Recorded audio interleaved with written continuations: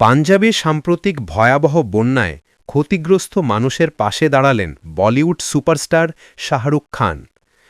গত ৩৭ বছরের মধ্যে এমন ভয়াবহ বন্যার মুখোমুখি হয়নি পাঞ্জাব।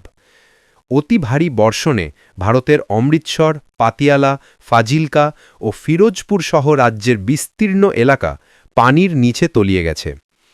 ভারতীয় গণমাধ্যমের খবরে জানা যায়, শাহরুখ খানের স্বেচ্ছাসেবী সংস্থা মীর ফাউন্ডেশন ইতিমধ্যেই প্রায় ১৫০০ বন্যা দুর্গত পরিবারকে ত্রাণ সহায়তা দিয়েছে।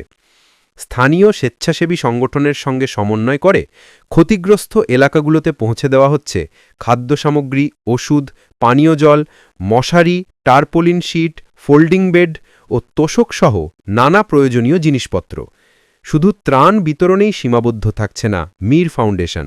সংস্থাটি ক্ষতিগ্রস্ত পরিবারগুলোর পুনর্বাসন ও বাসস্থান পুনর্নির্মাণেও সহায়তা করার ঘোষণা দিয়েছে।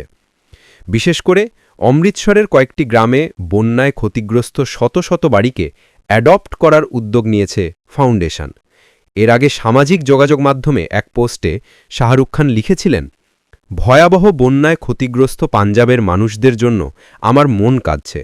সবার জন্য প্রার্থনা করছি এবং ঈশ্বরের কাছে শক্তি কামনা করছি। পাঞ্জাবের মনোবল যেন কখনো ভেঙে না পড়ে।